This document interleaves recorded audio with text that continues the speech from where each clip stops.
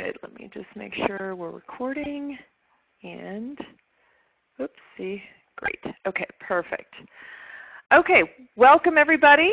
And I just want to welcome you in here. I've started the recording. If you're listening to this live, welcome to you as well. If you're listening to the recording, we're happy to connect with you that way too. Today we're going to be covering how to use Facebook to get leads for your business, and I'm very excited to be presenting this for you. My name is Andrea Vall, and just a little bit about myself. I'm the co-author of Facebook Marketing All-in-One for Dummies. I was a community manager for Social Media Examiner for 2 years, which is a wonderful site. I would recommend, if you're interested in learning more about social media, to go and connect to them as well. They have lots of great articles. Sometimes it's a little overwhelming because they have a big article that comes out every day, 6 days a week basically. But they're a great site for learning social media, as well as my own site. I should plug my own site too. And I also have kind of a little unique presence on my own site. I have an improv comedy background, and back when I was starting my blog, I decided that I wanted to be a little different and a little fun. And I decided to blog as one of my characters.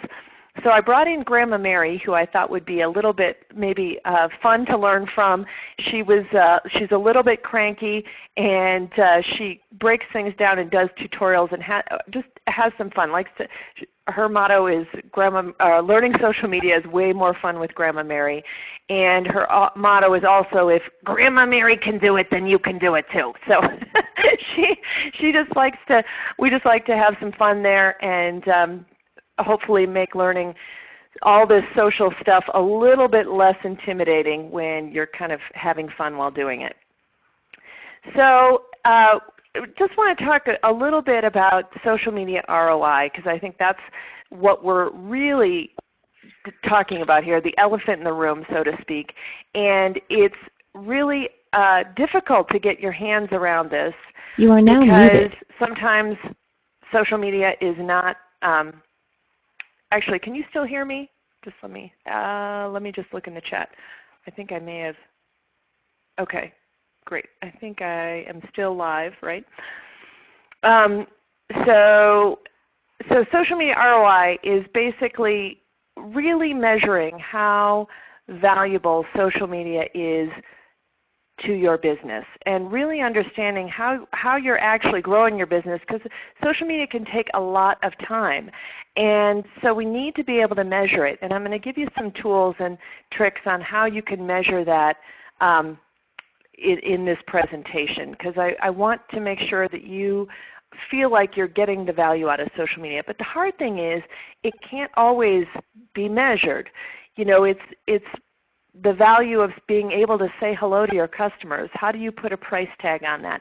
The value of being in the same space that your customers are participating in, like Facebook, like Twitter. How do you put a value on that, and how do you measure that value? The value of being able to say hello and keep that top of mind awareness is a hard thing to put a price tag on. But we also can measure some parts of social media, and we can measure things like if leads are coming in from social media. We can measure sales from social media through things like Google goals and Google tracking and things like that. So there are things that you can measure, but sometimes it's hard to quantify. And I like to kind of frame social media as farming, and kind of talk about that idea of sowing the seeds that are going to turn into your customers. It might be tomorrow, it might be 3 weeks from now, or it could be a year from now. The hard thing is you don't know, and you don't know which one of those seeds is going to actually turn into your customers, but you have to nurture them all and continue to connect with them on these social sites once you start working on these social sites. So there's a lot of nurturing that sometimes happens. Sometimes it happens quickly. I had a client who I just told her, go out and make 20 new LinkedIn connections this week. That's your only assignment. And she came back, and two of those connections that she made turned into clients. And they were granted her warm market, but just by going out and connecting with them and having them see what she was doing now really helped her turn those into clients quickly. And again, you don't know which ones are going to turn into clients and how that's going to all come out to play. Of course, we all know, and you've probably all heard, we can't just push our sales message out there to be effective. You can't just continually talk about your sales. You have to provide good content. You have to think about what's in it for the customer. Why should the customer follow you on these social sites?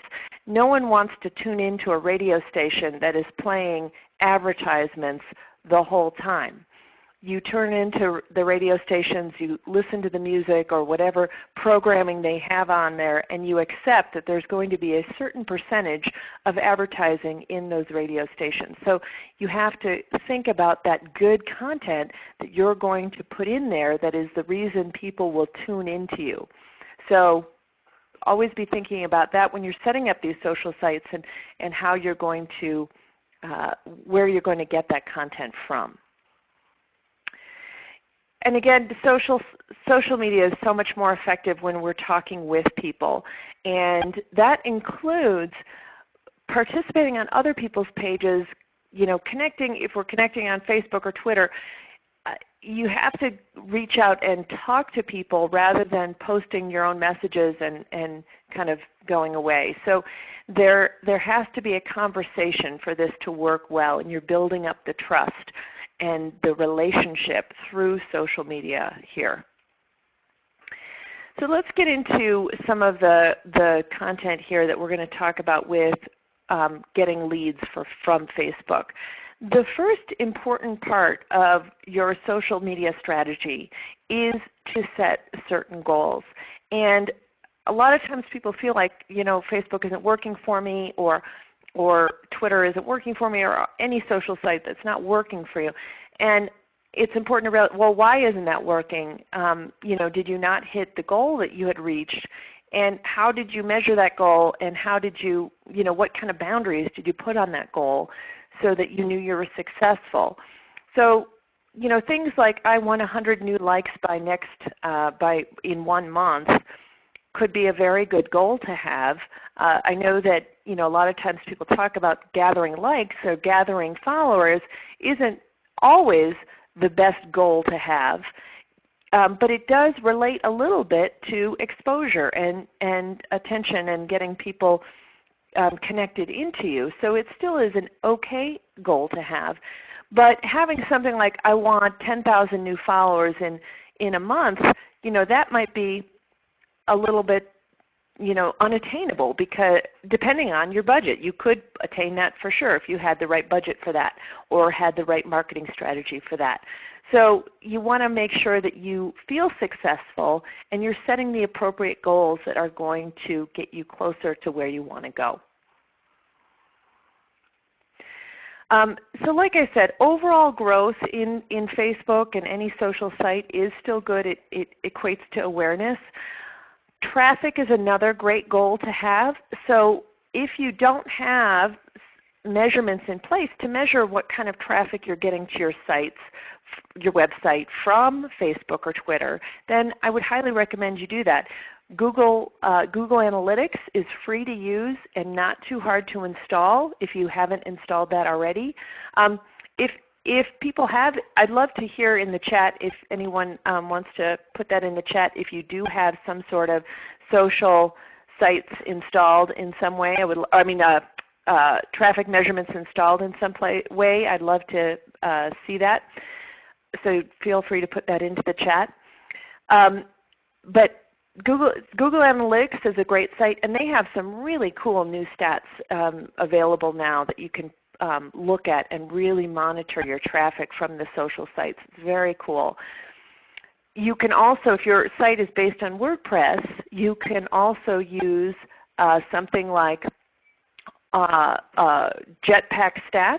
That's one of my favorite ones to use, and you can see exactly where your traffic is coming from. I can tell which sites for me are driving that traffic to my website and look at the referrers in there.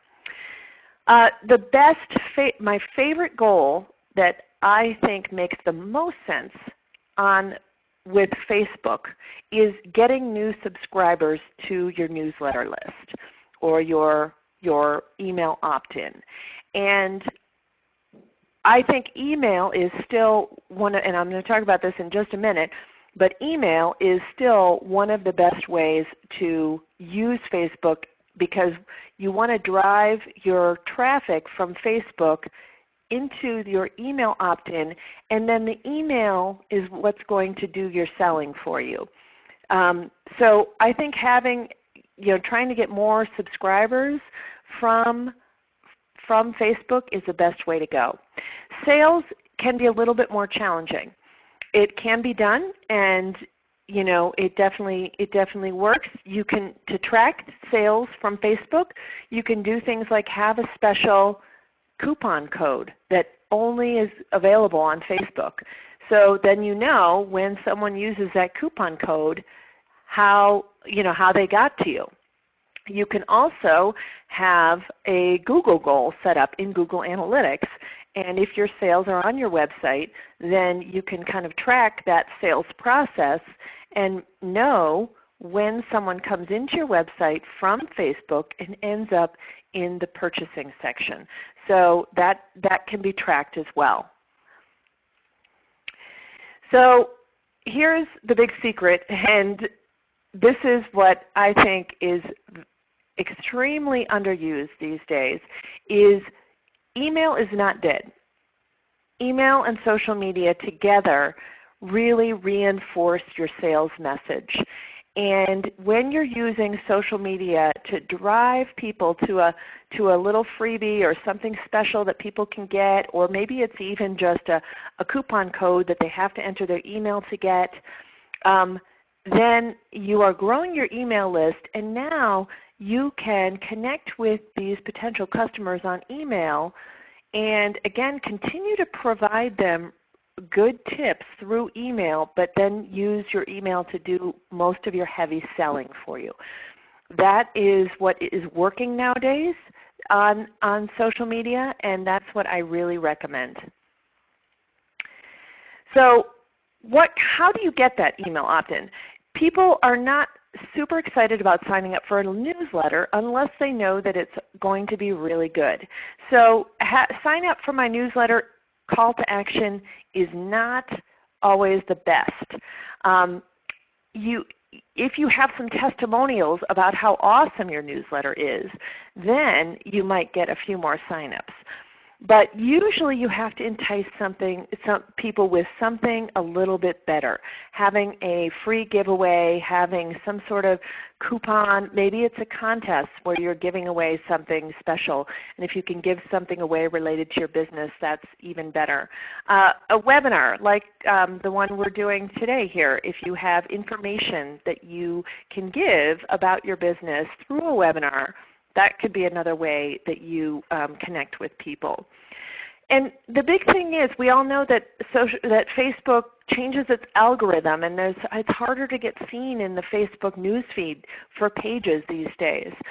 So when that happens, you haven't based your whole business model on Facebook working the same way all the time. You have that email address, and that is your asset. And Facebook could get deleted. It could go away completely, and you're not relying on that as your only method of connecting with your potential customers. So if you haven't started email marketing, if you don't have a way to deliver email to your clients, here are some of the sites that work really well. Constant Contact, iContact, MailChimp. MailChimp is free up to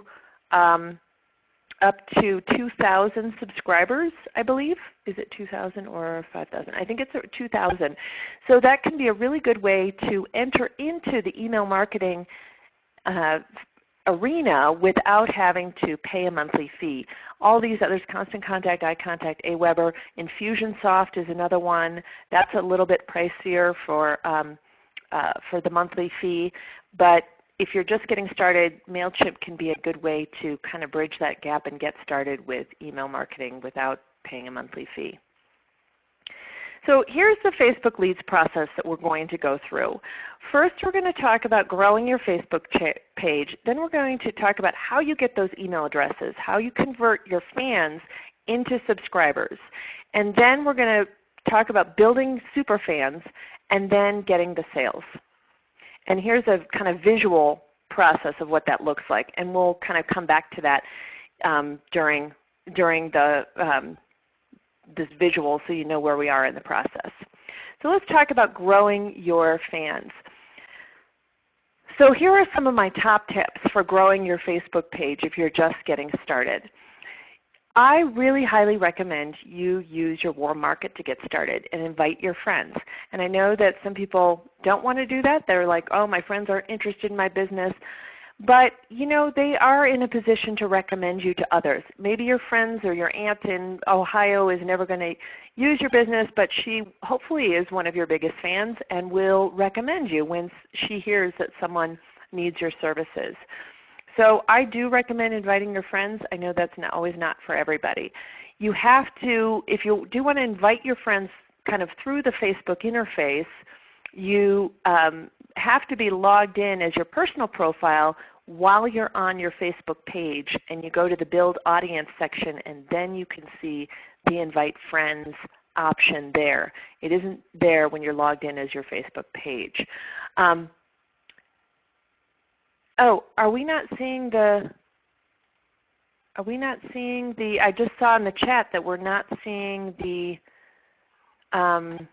you guys are just seeing the title page, huh? And you're not seeing the preview. Shoot, that's not good. Let me unmute and just. You are now unmuted.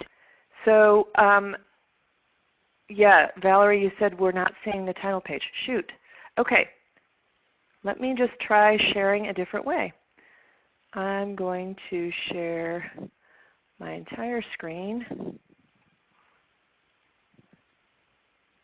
Okay, so can you see that now?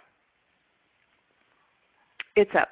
Okay, I am very sorry about that. My preview showed that the PowerPoint was showing.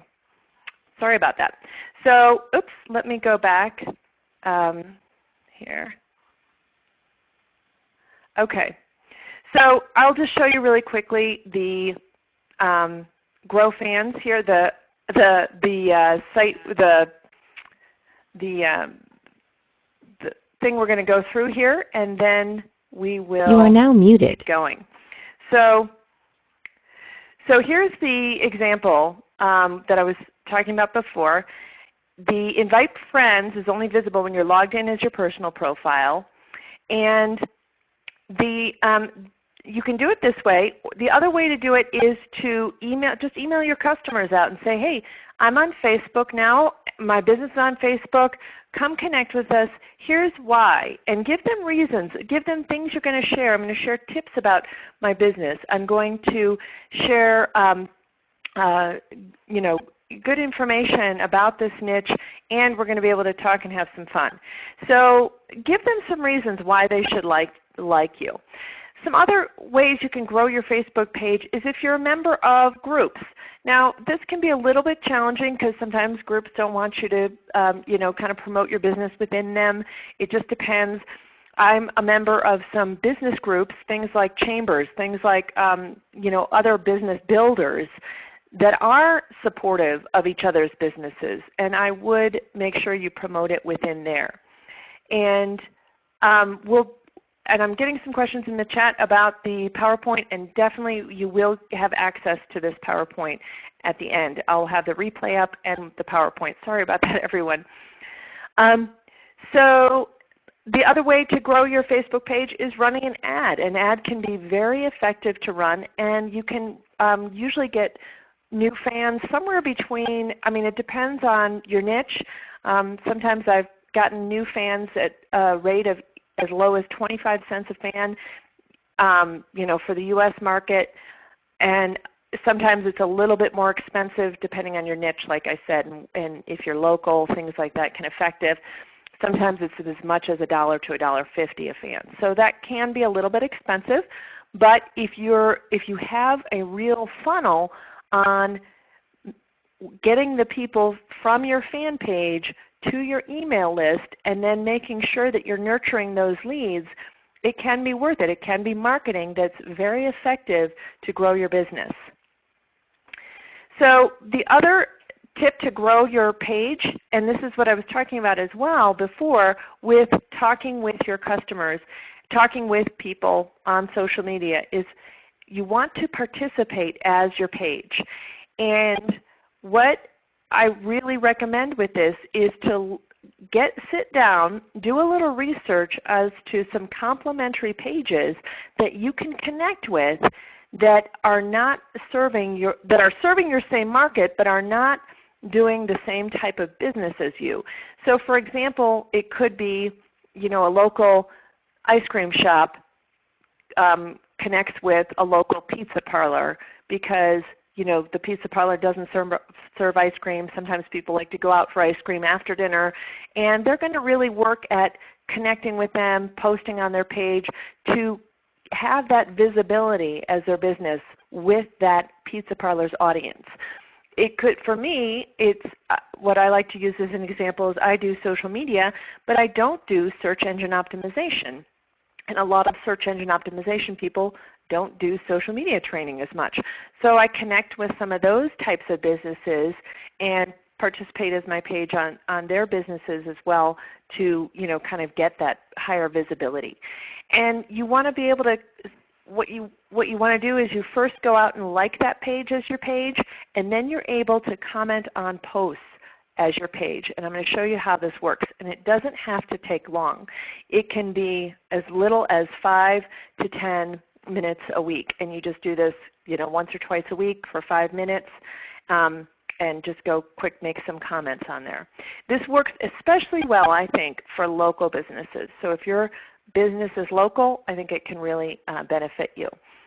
So here's how you do it. You log in as your page, first of all. So you have to go up to the upper right corner. There's a little wheel, and you then switch to using Facebook as your page.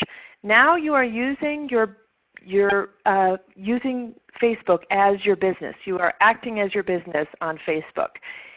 Then what you do is you go and navigate to a complementary page that you have decided you are going to target. And you click like on their page. So just so we're all clear, you can like a business as your personal profile, and you can like a business as your page. If you've liked it once as your personal profile, you can't haven't liked it as your business. So you have to like it twice if you really want to like it with both profiles. Just wanted to make sure people understood that's not an automatic thing. You have to go out and connect that way. Then you can also look at other pages' likes to do some of this research and see what pages they like. This works really well again with local pages. So I find a local page, and then they like a lot of local pages, and I can go out and connect with those and make sure I'm aware of all the local pages around.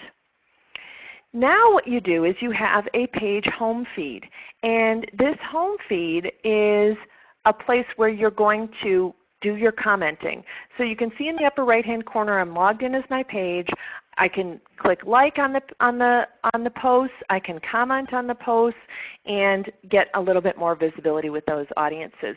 For example, the daily camera here in Boulder has something like 7,000 likes. So that could provide a lot of visibility, but it may not be people who are necessarily interested in my business. It could be just people who are living here, but it could be a good place to participate as well. So commenting on posts can get you can see that now the business name shows up there, and it can bring that top of mind awareness both with the page and with the people who like the page. So I also like to keep connection with some of my clients this way, and I go out and comment on their posts and connect with them that way as well. So I'm participating and talking to them in their space. Another way you can gain more visibility and get more fans is just by sharing great content and sharing it often. I recommend posting at least once per day with your Facebook page. 2 to 5 times a day is more the sweet spot. That becomes challenging when you're trying to decide what kind of content to share. You want to have a mixture of fun, interesting content, and then also have some tips for your audience. So here's a good example from a cooling and plumbing company. They are sharing some funny stuff. They're sharing recipes around that. They share a recipe, I think every Friday, and they also are sharing tips about indoor air quality. So it's a great content, and it helps people get connected with them. Facebook ads is the other way to grow your community, and I recommend just giving ads a try. It doesn't have to cost too much.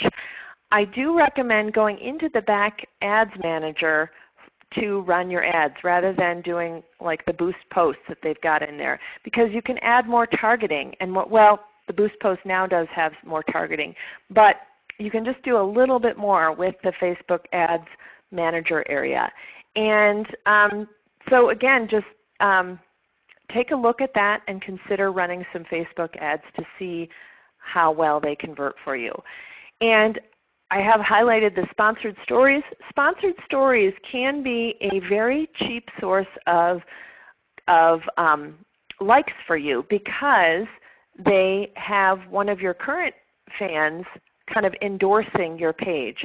So it kind of says that my friend Sue likes this page, and then it shows me the page name. And I'm like, well, I like my friend Sue, or I might notice the ad a little bit more because my friend Sue's picture is on it, and then I might be more inclined to connect with that page. I like to keep the audience size for the likes and interests at 200,000 or more. It can be a little challenging if you've got a local audience, a local business, because it definitely, you're restricted by the number of people in your area. So that can be a little bit more challenging, but it's better when you have a wider audience, because your ad prices are going to be a little bit cheaper, because you're going to have more possibility of people clicking and your ad getting a little bit more traction by getting more clicks, and then because it gets more clicks, the ad prices go down. So we're at the email opt-in section, and I know we've got about 15 minutes left, so we'll try and zip through this without zipping too fast. So on Facebook, you can add applications onto your page, and these applications can help you get email addresses. And there's lots of different applications out there, and some of them are very easy to use.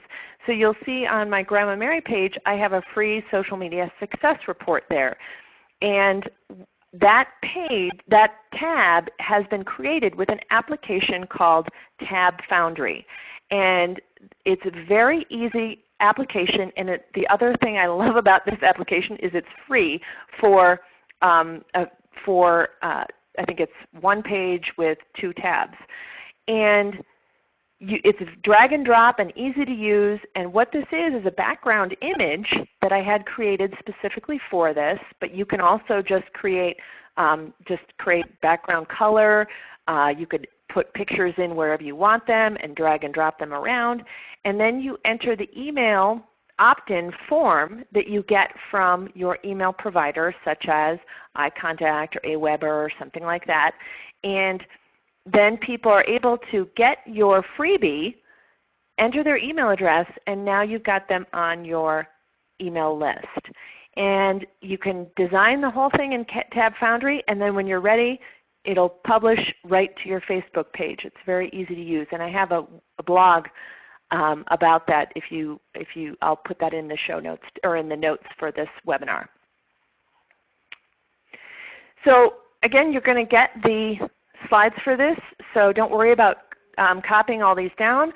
I just want to give you some of my favorite tab apps that I like using. Tab Foundry, again, is a wonderful one, but there's lots of other different ones that can work too. Shortstack has a free option as well as TabSite. Heyo is another drag and drop one. PageModo has a free option. So there's lots of good ways to create your opt-in for your Facebook page.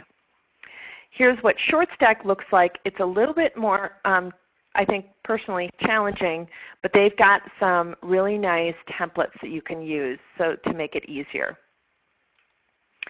Constant Contact, if you're using Constant Contact, they have their own email opt-in form that is very easy to use.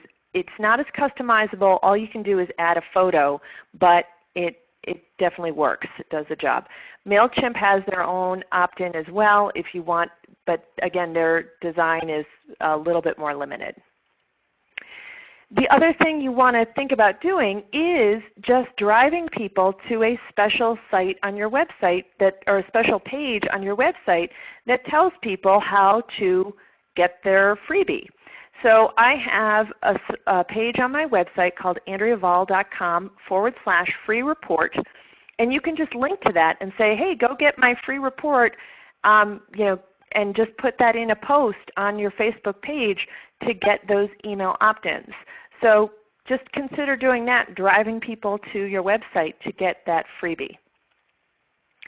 Free webinars, again, is another great way to get those email addresses, because when people sign up, they give you an email address, and then you can connect them onto your email list and connect with them over and over.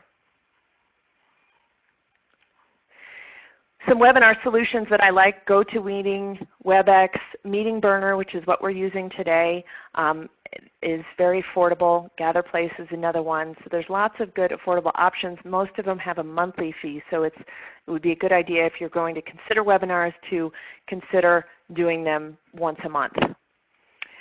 Contest is a great way to get email addresses. Here's a fun contest that was the worst behaved dog contest, and they kind of had this little face-off. People voted for the worst dog, and at the end, the dog, the owner got a year or a free set of behavior training. So it was a great way to advertise something that the company offered, and have a list of bad dogs of people who entered the contest, and also dog lovers for people who voted. So it was a great win-win for them, because it was a lot of fun, but also gave them a list of people who might be interested in their services. So if you're going to run a contest, if you can give something away that really relates to your business, that's the best way to do it. Again, by showcasing your product or service, then you get a list of emails of people who've raised their hand and said they're interested in your product or service. Here's a great, this application, again, these are all run with applications, and they do cost money, but they're very affordable. Some are between $40, $50, a lot of times around in that range, sometimes less. So it doesn't cost very much to run a Facebook contest. A lot of them are very easy to set up. You can get it set up within an hour. For this one is called Fans with Benefits, and I love it because you have to click like before you can enter, so you get the like first of all, and a lot of applications have that feature, but this one has a built-in kind of cover photo for you, so you've got like a little zipper that kind of reveals what's behind it, and you have to click like before you can even enter the contest. If you highlight a product, you are again getting a group of people who are interested in your services, product or services. And again, this was created with TabSite, and they had a cover photo saying first you have to like, and then you can enter to get their training. Again, you're going to get the slides, so you don't have to copy all these down, but here are some great contest applications that I really like. OfferPop, that was the one that had, the first one I showed had the face-off option, but it has different types of features that you can use to create your content or contest. And then there's some of the others that are available. So let's talk about building super fans. So first of all, you start with your potential friend. It could be a friend of your fan, or it could be someone who could be interested in your in your product or service, and then someone who likes it. Then you get an advocate. Then you get people who are just sharing your content and loving you because you're giving them lots of great information or great service, or they love your product. So we want to talk about how you build that connection. Again, content can be king here because you have to post fairly often. So where are you going to get that content from? Your own is great. If you're blogging, that's wonderful. There's lots of other things you can do, though, to create your own content. It could be just a tip, a text post that's a tip, or it could be a really fun, engaging, infographic that you create really quickly if you're handy with graphics. And then there's lots of places to get other content as well. Make sure that you're always giving proper credit. There can be some issues with uploading photos, so you want to be mindful of that, who has the copyrights to those photos, and how you're sharing that content. Providing lots of little freebies and coupons can also be great on social media. That's like the #1 reason people connect to a brand page is for the coupons and discounts. So here's a great list of content sources. I will also include, I have a post on my blog that talks about the best places to find content, and it includes some of these for sharing on social media. So I'll put that in the list as well. Deepening relationships. So here's an example of Country Financial. They're just saying June is a big wedding month. They're asking people to share their stories, and definitely people are interested in sharing that kind of information. So while it doesn't exactly relate to financial needs or financial concerns, it kind of does, because usually people save money for a wedding. So I think about ways that you can deepen those relationships and ask people questions to get people to connect with you. Asking opinions is always good. I mean, one of the things, like, I like posting articles and asking people what they think. Intel does some polls. Social questions. This can be really fun. Like, what's your favorite movie? This is something that I've asked on Social Media Examiner, and it doesn't even relate to social media, but we got 87 comments on it. So asking a fun question, and maybe even try and think of how you can relate it to your business can really help get that interaction. Guy Kawasaki posts a lot of pictures of himself, and I know people talk about not wanting to post pictures of themselves, but if you do, you'll see that that is what people interact with the most, because they've maybe met you in person and they want to see kind of the inner workings of your business or what's going on in your business life. So by posting that, you can really make those connections. And then another way is to facilitate connections, and this is something I like doing on different sites, and just either having people share their Facebook page, or the Blog Squad talks about brag about your blog. So that's kind of a fun way to connect too. Have people think of ways where people can talk and promote themselves on your Facebook page. So let's talk about making offers and selling, and hopefully we'll have a couple questions, time for questions, a couple questions at the end. So the follow-up is key when you are getting people onto your email list. And what I like doing is having what's called an autoresponder that is tied to my free report. So if you go and sign up for my free report, you will then in 4 days, or first you'll get an initial email from me right away with the link to my free report, and then in 4 days I give you some more information that's helpful for you. And then 4 days later I give you another set of helpful tips.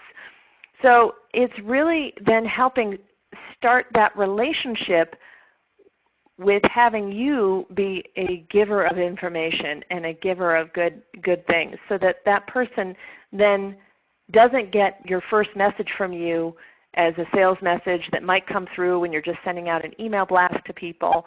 They're hopefully getting some of these really good tips so that they have a very positive reaction when they first sign up for your email list. So this is using Aweber. I don't think you can use an autoresponder in Constant Contact. I can't remember if I think they might be adding that or have recently added that. But iContact and MailChimp also have the capability of setting up these automatic messages. So I know that these are going out without me having to do anything. So let's talk about effective ways to sell on Facebook, because selling can be challenging. I'm a great believer in stealth selling because it definitely looks like you're not selling. To have those sales messages on there sometimes turn people off, but if you can give them some great content like in a blog post and at the end say, oh, and by the way, we have this special offer for you, then you're using your great content to do your selling for you.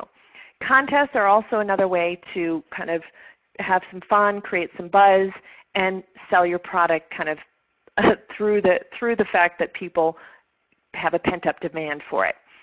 And then I also like using testimonials just to do your selling for you on Facebook and say, oh, I'm so excited this testimonial just came in, and you can just post the text of it. You can link to it if you put it on your page, something like that, because I think then it kind of has that social proof that people like so much. And 10% of the time, I think it's challenging. There's an 80-20 rule, so they say 20% of the time. So if you're posting five times a week, maybe you're just posting Monday through Friday, so then one of the posts can be kind of a sales message. I prefer, if you're posting 10 times, then you just have one of them as a sales message. So that's how I like to use it a little bit more, but it's sometimes challenging. I know, I understand. So here's some examples of some sales messages on Facebook. There's the special deals that come through. Threadless does a great job of that. Another site that does a great job is Sierra Trading Club. They do a lot of selling on Facebook, but they have a lot of raving fans there as well. So my big message is just to have fun. I think that when you're having fun on your page, when you're posting some fun social things, then people appreciate that. If you're not getting the type of interaction you want, try mixing it up. Try posting a video. Try doing something very different. Make sure you're engaging on other pages, because I think that is one of the most underutilized features of Facebook that people don't always know about or do. And just be social. So that is my message, and make sure you go and sign up for my free report at AndreaVall.com. And I also do one-on-one consulting. But let me get to some of the questions that came in. We have a couple minutes, and if you do have some questions, feel free to put them on the chat, or I will unmute the line if you have a question that way. We do have a question from Suzanne. It says, most local businesses keep wanting to friend me on my personal site. I would like to be mostly on my business site, but I don't want to insult them. That is a great question. It definitely is a challenge.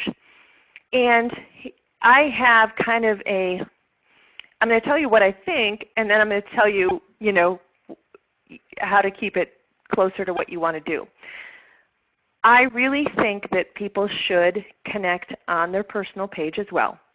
And the reason is personal pages get much more interaction, much more visibility in the news feed than business pages. You can keep these relationships very separate. You can put these people immediately on a list that says that they're a business relationship. And you can create a Facebook list, and you could have friends and family on that list. You can have your business relationships on that list. and you can have another, maybe you have a hobby or something like that, and you could keep those people all separate.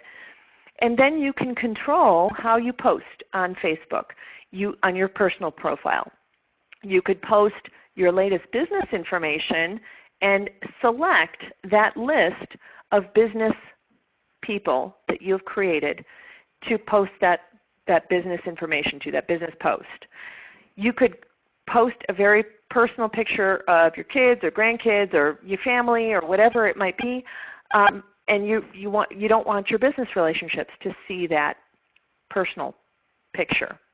So now you can either exclude that, you can just say post this picture to my friends except for the business people, or you can say, if you've created a list of the people you want it to definitely go to, you can say post this picture to this group of friends and family, and you can really control your privacy that way. So that being said, I think that you should use your personal profile and your Facebook page to complement each other, because when we're out in business settings, when we're at networking events, we meet people as our personal selves. So that's why a lot of people want to connect that way. But I can understand the desire to keep that private and personal, not open that up. So in that case, what I would do is just have a ready-made text message that you can just easily cut and paste and send those people a personal message saying, I appreciate your connection here. I really like to keep my personal profile just to my family. And I like to say family only, because then that kind of eliminates the kind of insulting people by not saying they're not a friend. So I like to keep my personal profile just for my family, and I would love to connect with you on my business page here. And then you give them the URL, the address of your Facebook business page. And then they are invited to come and like you there. And you could even add something like, if you have a business page, please let me know so I can like that as my business page, and we can connect in that way. So that would be the recommendation I would have for kind of refusing that without insulting people. Are there any other questions? I will unmute it and see if there's any other questions. You are now unmuted. Anyone else have any questions, or you can type it into the chat. Andrea, the idea of a liking as the business is something I thought I tried before. It didn't work, but I like that idea. Does do followers of your page see that your business page has liked those other pages? Anything pushed out to them, or is it the page's newsfeed, or how does that work? Yeah, that's a good question. So it's not. It doesn't show up in the newsfeed like it does when you like a page as your personal profile. Then it kind of shows up, and it could be in the newsfeed or the ticker or something like that. But it doesn't show up in the page's newsfeed. It does. It is public, so you can't it will show up in that little like box that. And actually, let me see if I can. Oh no, let's see if I can demonstrate that. But there's that little like box. So now everyone can go to your page and then see that your page has liked other pages. So you want to make sure that you're not liking something that you don't want to as your business page, which you probably wouldn't. But the other thing that happens is that pages can see. So let me see. Can you see that my page here? Yeah. Let me see if So so you've got here the see all, and so people can see all the likes I've liked. What isn't something is kind of a hidden part of this is that you can tell which businesses have liked your page. So you can go up and see your likes. So now I see all the people who've liked my page. But now if I switch this, I can see all the pages that have liked my page as their page.